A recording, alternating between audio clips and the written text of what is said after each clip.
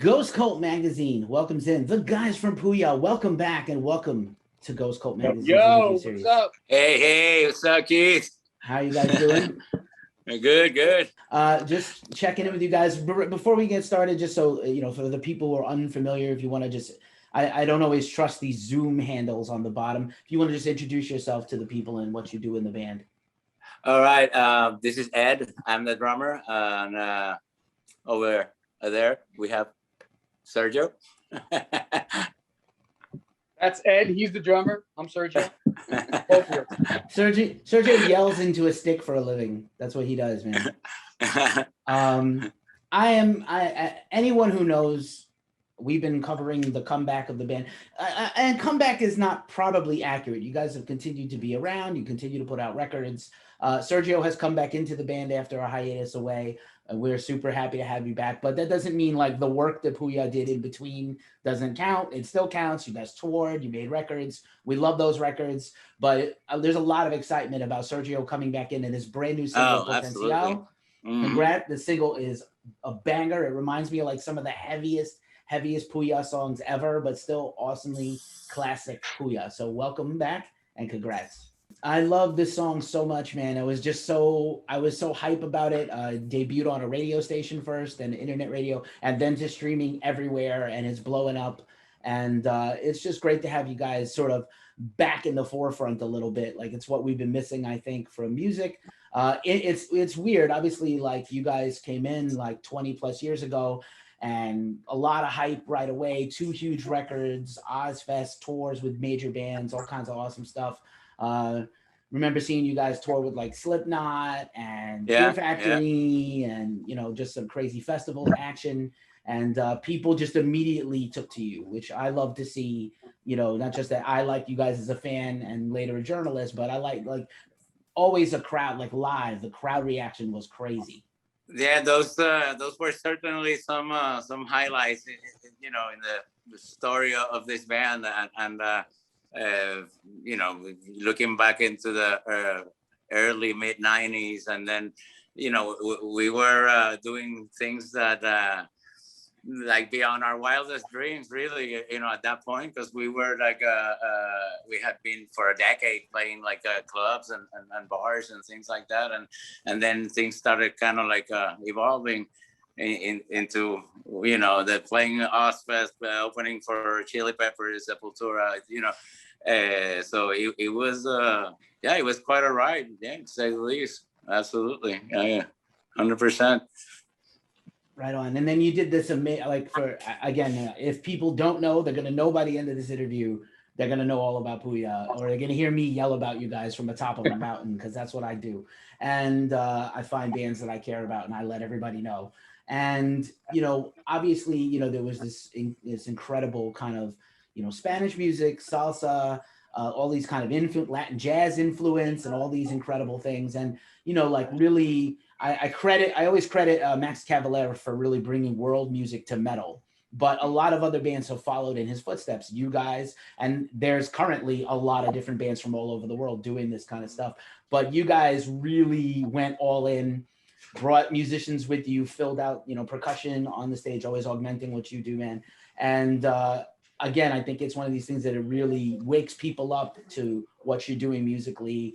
The records stand on their own. I think live is a whole separate and awesome other animal. But I think you guys really made a name for yourself, and that's why the hype is so big right now for this comeback. And you will be pleasantly surprised when you hear the new stuff that we're like putting down on tape. It's just like, as far as I'm concerned, some of the best stuff we've done, and I think people are gonna be pleasantly surprised. I can't wait. How about you, Serge? Man, you're back in, and it's got to be awesome.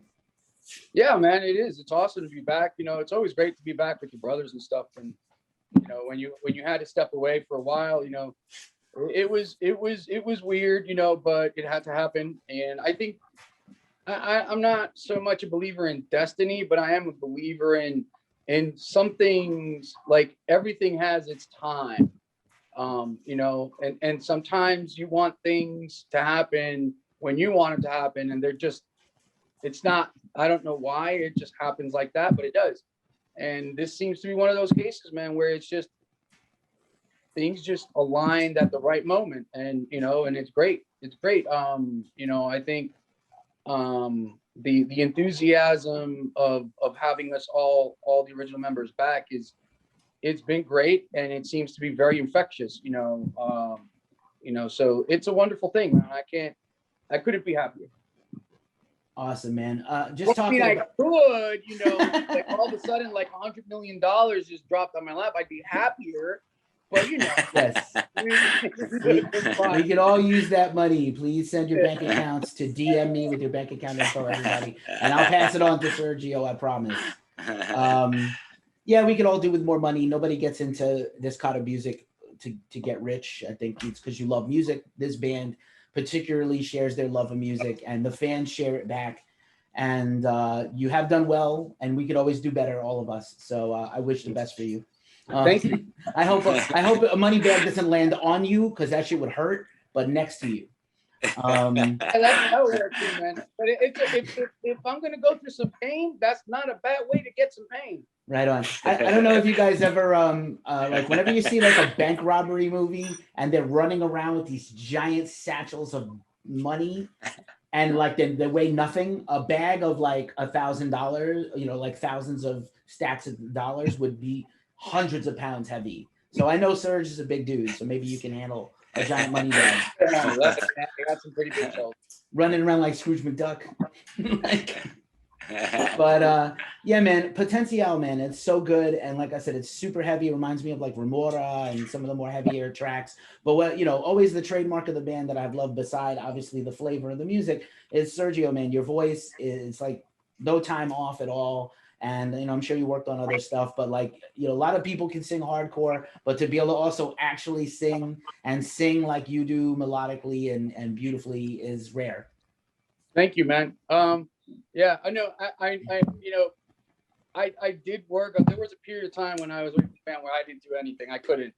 I was dealing with some serious shit. So, but over the last, I'd say, before I got back with the band, the year before I got back with the band, and about a year and a half, you know, the last 4 or 5 years have been pretty much hell. It's been one thing after another, and so for a period of time, like a year and a half ago, I started learning how to do like you know, composing beats and stuff, because I mean, I dig, you know, current music and stuff like that. And I'm a big music fan. I listen to trap, I listen to reggaeton, so you know, I started to dabble with that, but I really wasn't able to do anything vocally until we started working on stuff for Puya. So, you know, I don't know what it is, but I'm thankful that, you know, my vocal cords have stood the test of time, man. And Yeah. hard to do, hard to keep up like that, because things affect your voice as a singer, age, partying, whatever you got, you know, just life can take, you know, time off. Sometimes it's hard to get back, but you sound great, man.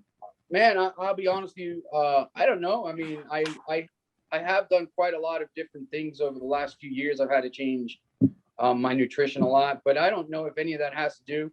I haven't partied like we used to when we toured in a long time. I'm not that I'm straight edge now, but it's rare that I actually will drink, you know, or smoke. So maybe that has helped, you know. I don't know what it was. I can't tell you what I did right, or if I even did anything right, and I'm just lucky, but I'm thankful. Well, maybe the break was a blessing in disguise, and you just needed that time to sort it out. And, Sure. Definitely needed the time. Right on. Yeah, I mean, the business is, you know, like I said, it's, I'm often like to say that it's the music business, not the music friendship. And even if you love your band and you love your bandmates and you love music, the industry, life, the road, all these things, the business of music can take a toll on you. So if you came back refreshed, glad. I mean, I was talking to somebody, I think it was yesterday or the day before, another interview, one of the interviews we've been doing. We were talking about that, and I know it seems like it's so glamorous when, you know, I remember when I was a kid and I was like, oh my God, tour and all that, and you see these videos and it seems, but it's a lot of hard work, man. It's a lot of sleepless nights. It's a lot like, you know, people think, oh, you get to go all over the world. It's like, yeah, you get to go to the world, but what you get to see is you get to see your hotel room, the road on the way to the show, and then the road back to the hotel. And if not, and then most of the time it's inside your tour bus or in some kind of car, you know, you're driving here or there. So, you know, it's not an easy life to go on tour. It's fun, but it's not easy. It does take a toll. Right on. Yeah. Sergio, whatever, let me interrupt for a second. Whatever grudge you have against your table, if you can stop hitting it, that would be awesome. Like, ADD, man. It's I like, got you. You can pick up the joystick if you want to, if that helps. I'm good with that.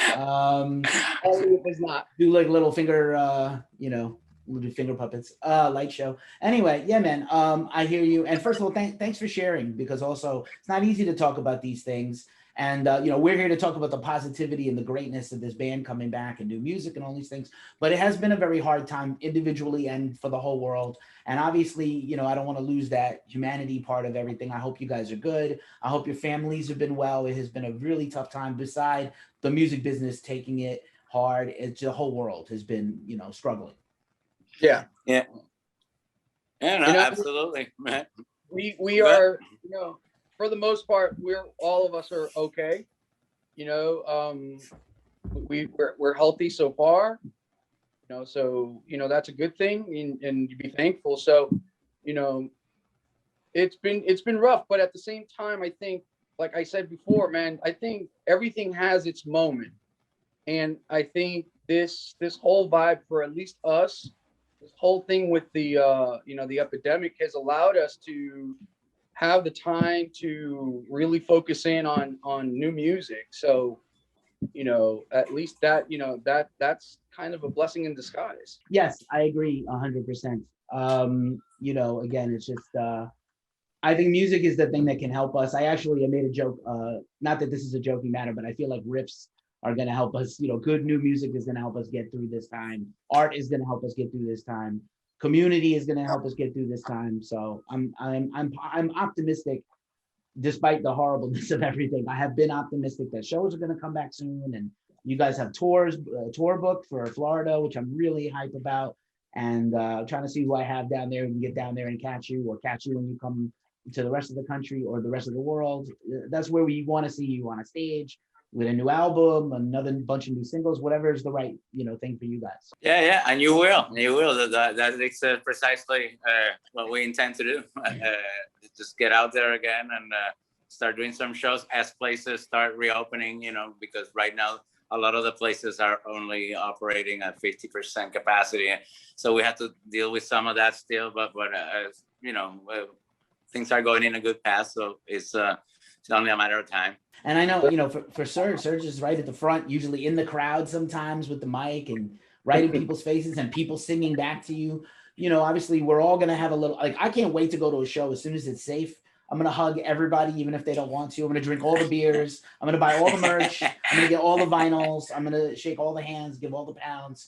But like, it is a little scary too. Like the last show that I went to was in a tiny club. I saw, we were talking about Max earlier. I saw Soulfly and Toxic Holocaust at St. Vitus in Brooklyn. It was packed, 2 sold out shows. I was like this tight against sweaty people. And it's like, okay, I definitely don't want to do that the first show back, but you know, eventually I can't imagine metal or hardcore or any of these, you know, heavy music genres without like the crowd is part of the show.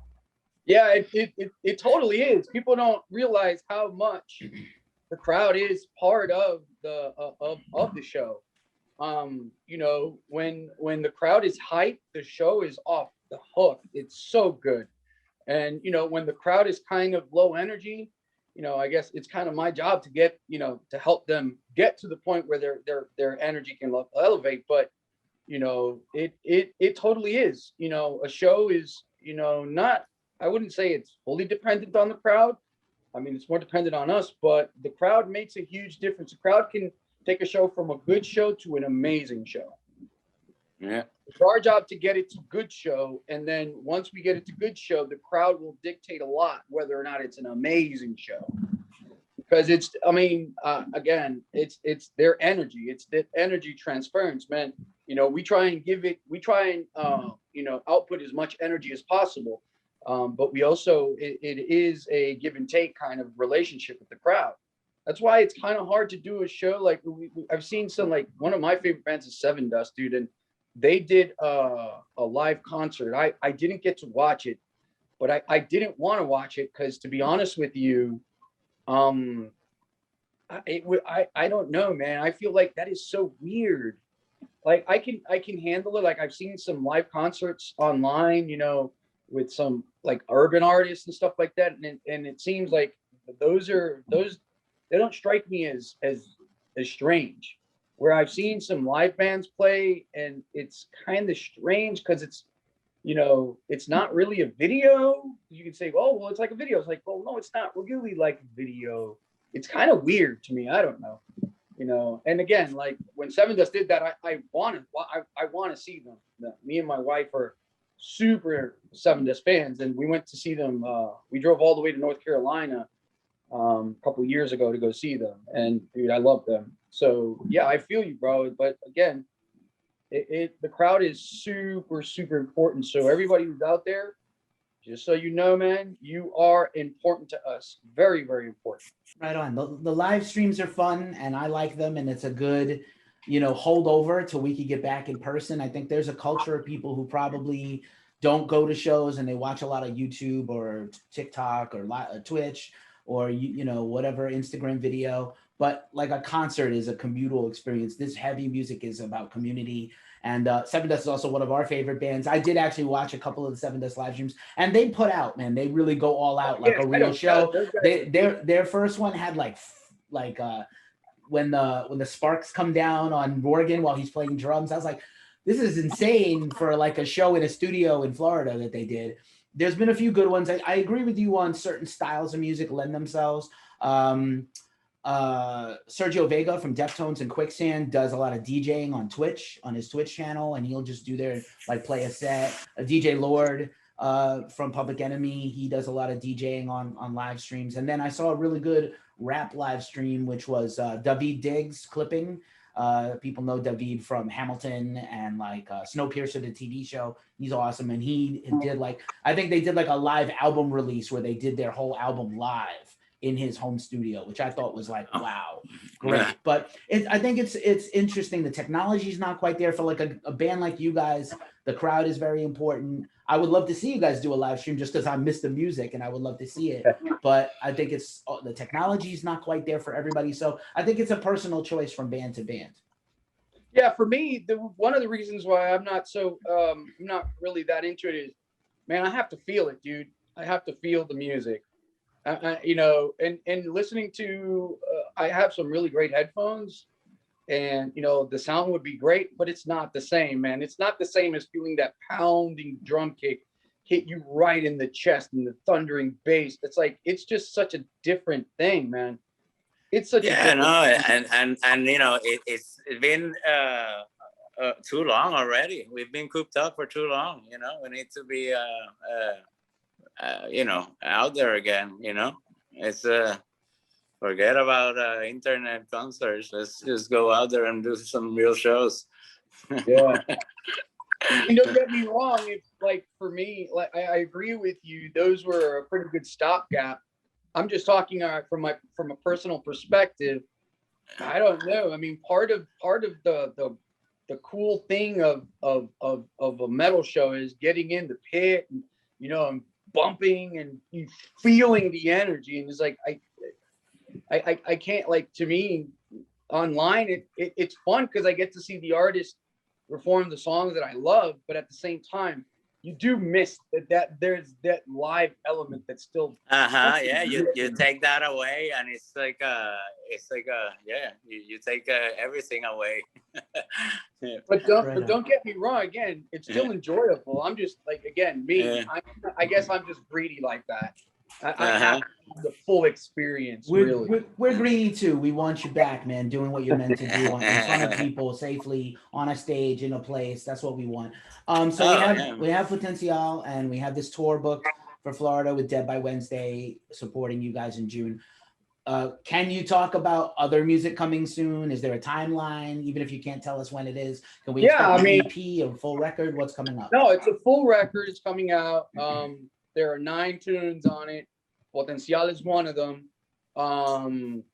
we're hoping to get it out sometime in August, no later than September. Right now, there's just a few more details that need to be recorded. Hopefully within the next 2 or 3 weeks that all those things will get taken care of and it'll go into mixing and mastering. And then hopefully within the next 3 months, we'll have it out or something like that. Yeah, and there will be, it will be, I mean, it'll come out digital, but it will also be on vinyl. Vinyl will come out a few months behind because of the production of the vinyl. It takes a little longer, but it will be, you know, by the end of the year, the vinyls will be out most likely. Yeah. Awesome. I'm gonna be a first day buyer. Yeah, Ramon is a huge, like, he's a big vinyl collector now. So, you know, and it seems to me that a lot of people are, he's not the only one. It's quite, it's a booming industry right now. And, you know, it does sound amazing. Right on. I just have a last question for you guys. I love talking to you and I could talk to you guys all day, but I had a last question for you about Union, which is 20 years old this year, which is crazy to me. Wow. And I don't know if you guys had any plans for it, but it was such a great record. It still holds up. I listened to it recently and it's still like it happened yesterday. It's so strong as an album, top to bottom. Any ideas that maybe you would, if you get on tour, you could celebrate that record? You always play all your stuff, but like, I think that record really holds up. Nothing specifically to do that. We had an idea of doing like we did 25th anniversary shirts and stuff to celebrate 25th anniversary. So we don't like the idea is not far from our minds, but we haven't decided on doing anything like that specifically just yet.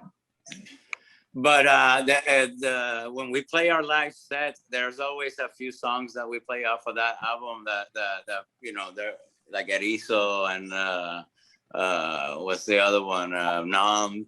There's a few songs that we always play, and there's some great material there. Absolutely. Where Ride was always my favorite, one of my favorite songs. Right. I love that. Course, everybody gets the crowd going. Such a good song, usually early in the set or late in the set. But guys, welcome back. When the record is closer, we'll have a much longer conversation about the new music. But I just want to say from the bottom of my heart, not just take my journalist hat off for a second and just say thank you as a fan for sticking by each other and coming back with this song and new music. I'm really excited for it. And then we'll continue to support you guys and share whatever you have. Just send it on through. We'll pump it up. Thank you, Keith. We really appreciate it.